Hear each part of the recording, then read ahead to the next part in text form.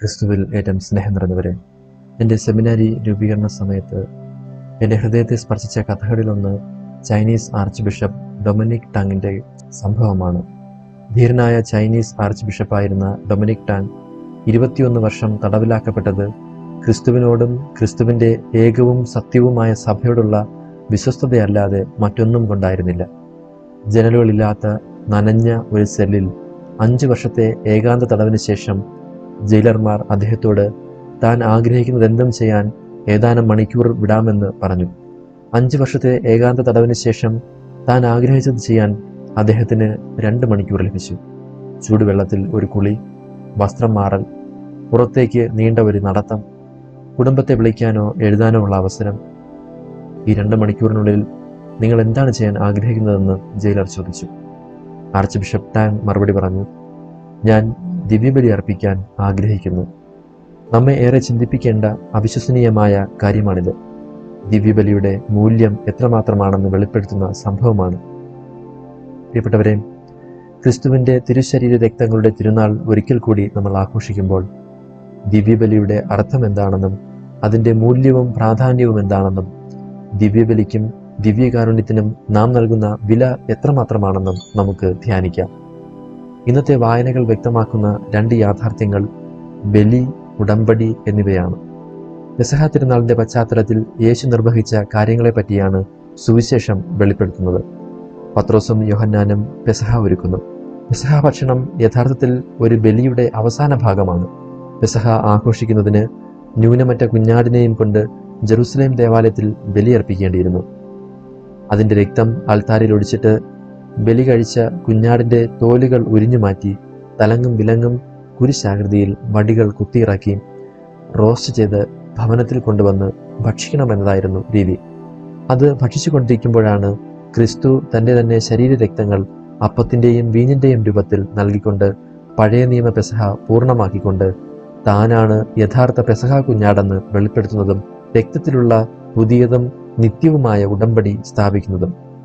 രക്തത്തിലുള്ള ഉടമ്പടി ബൈബിളിൽ ആകെ 2 പ്രാവശ്യമാണ് കാണുന്നത്. അന്ത്യത്താഴ വേളയിലും മറ്റൊന്ന് ഇന്നത്തെ 1-ാം വായനയിൽ നാം കാണുന്നത്. ഇസ്രായേലിലെ 12 ഗോത്രങ്ങളും സീനായി മലയടിവാരത്തിൽ വചനം വായിച്ച് കേൾക്കുകയും കർത്താവിനോട് അനുസരണം വാഗ്ദാനം ചെയ്യുകയും ബലിയർപ്പിക്കപ്പെട്ട മൃഗങ്ങളുടെ മോശ അവരുടെ മേൽ തളിച്ചുകൊണ്ട് രക്തത്തിലുള്ള ഉടമ്പടി ഉറപ്പിക്കുകയും ചെയ്യുന്നു. വചനത്തിൽ വായിക്കുന്നത് ഇപ്രകാരമാണ്: കർത്താവിന് ദഹനബലികളും കാളകളെ കൊണ്ടുള്ള സമാധാന ബലികളും അർപ്പിച്ചു. മോശ ബലിയുടെ രക്തത്തിൽ പകുതി പാത്രങ്ങളിലാക്കുകയും പകുതി ബലിപീഠത്തിന്മേൽ തളിക്കുകയും ചെയ്തു. അനന്തരം ഉടമ്പടി ഗ്രന്ഥമെടുത്ത് ജനങ്ങൾ കേൾക്കെ വായിച്ചു. അപ്പോൾ അവർ പറഞ്ഞു, കർത്താവ് കൽപ്പിച്ചതെല്ലാം ഞങ്ങൾ ചെയ്യും, ഞങ്ങൾ അനുസരണയുള്ളവരുമായിരിക്കും. അപ്പോൾ മോശ രക്തമെടുത്ത് ജനങ്ങളുടെ മേൽ തളിച്ചുകൊണ്ട് പറഞ്ഞു, ഈ വചനങ്ങളെല്ലാം ആധാരമാക്കി കർത്താവ് നിങ്ങളോട് ചെയ്ത ഉടമ്പടിയുടെ രക്തമാകുന്നു ഇത് എന്ന്. ഈ ഉടമ്പടി വഴിയാണ് ഇസ്രായേൽ ജനം രൂപം കൊള്ളുന്നത്. പുതിയ നിയമത്തിൽ യേശു പുതിയ ഇസ്രായേലിൻ്റെ പ്രതിനിധികളായി 12 അപ്പോസ്തലന്മാരുമായി രക്തത്തിലുള്ള ഉടമ്പടി സ്ഥാപിക്കുന്നു. പഴയ നിയമത്തിൽ കാണുന്നത് വചനത്തിലുള്ള ഉടമ്പടിയും രക്തത്തിലുള്ള ഉടമ്പടിയും. അതാണ് പരിശുദ്ധ കുർബാന, വചനത്തിൻ്റെ പൂർണ്ണതയായ ക്രിസ്തു സ്ഥാപിച്ച രക്തത്തിലുള്ള ഉടമ്പടി. ഇനി എന്തുകൊണ്ടാണ് നമ്മൾ ബലിയർപ്പിക്കേണ്ടത്? ബലിയുടെ യുക്തി എന്താണ്? ഏതൊരു ബലിയും ദൈവത്തിൻ്റെ എല്ലാ ദാനങ്ങൾക്കും നന്ദി പ്രകടിപ്പിക്കുന്നതിനായി സൃഷ്ടിയുടെ ഒരംശം നാം ദൈവത്തിലേക്ക് തിരികെ നൽകുന്നതാണ്. അങ്ങനെയെങ്കിൽ ദൈവത്തിന് നമ്മുടെ ബലികൾ ആവശ്യമുണ്ടോ എന്നതാണ് മറ്റൊരു ചോദ്യം. ഒരിക്കലുമില്ല. പക്ഷേ അവ സ്വീകരിക്കുന്നത് അവനെ സന്തോഷിപ്പിക്കുന്നു.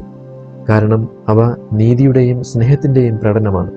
കാരണം അവ ദൈവവും മനുഷ്യനും തമ്മിലുള്ള ശരിയായ ബന്ധം സ്ഥാപിക്കുന്നു.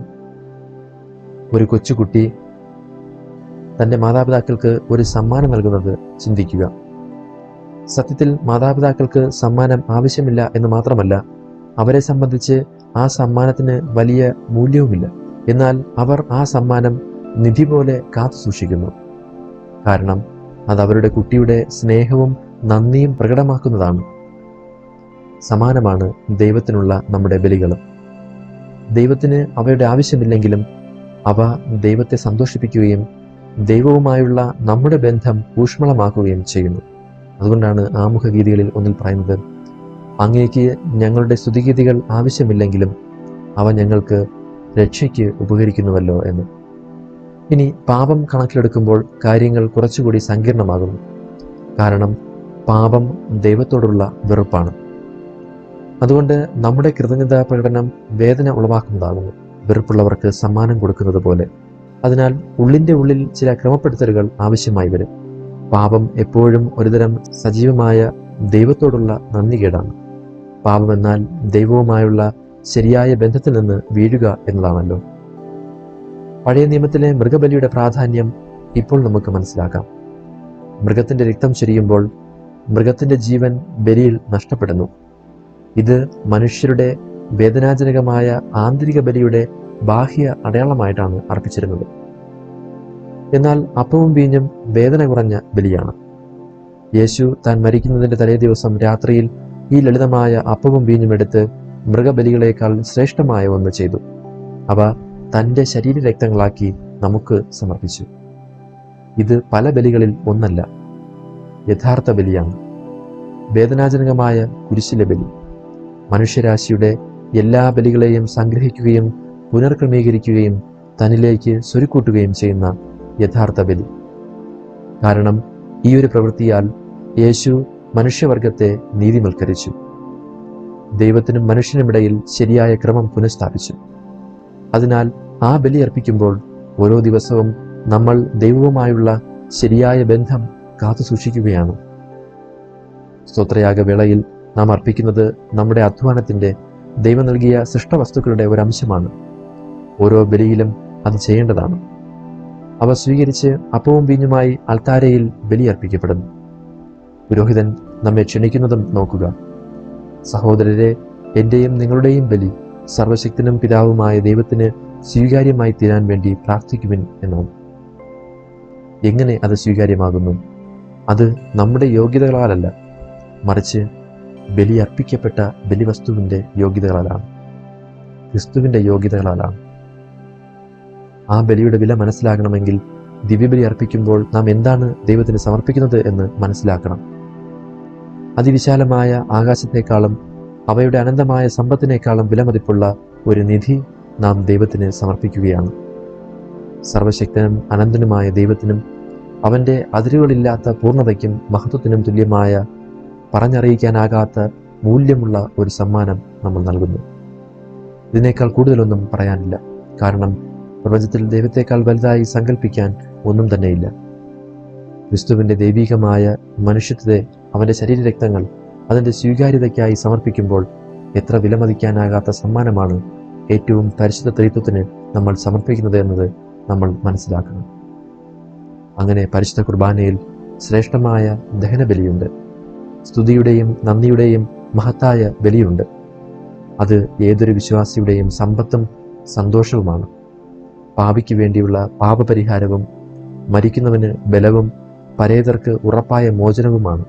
അതിനാൽ കൂടുതൽ കൃപകൾ ആവശ്യമില്ലാത്ത രീതിയിൽ വിശുദ്ധ കുർബാനയിൽ നാം യേശു ക്രിസ്തുവിൽ സമ്പന്നരാക്കപ്പെട്ടിരിക്കുന്നു. ഈ തിരിച്ചറിവ് നമുക്കുണ്ടായിരിക്കട്ടെ. അതിനാൽ ഈ മഹത്തായ സമ്മാനം പൂർണ്ണ ഹൃദയത്തോടെ കർത്താവിന് സമർപ്പിക്കാനും അനന്തമായ കൃപകൾ സ്വീകരിക്കുവാനും നമുക്ക് തയ്യാറാകാം. സർവശക്തനായ ദൈവം, പിതാവും പുത്രനും പരിശുദ്ധാത്മാവും നമ്മെ അനുഗ്രഹിക്കുമാറാകട്ടെ. ആമേൻ.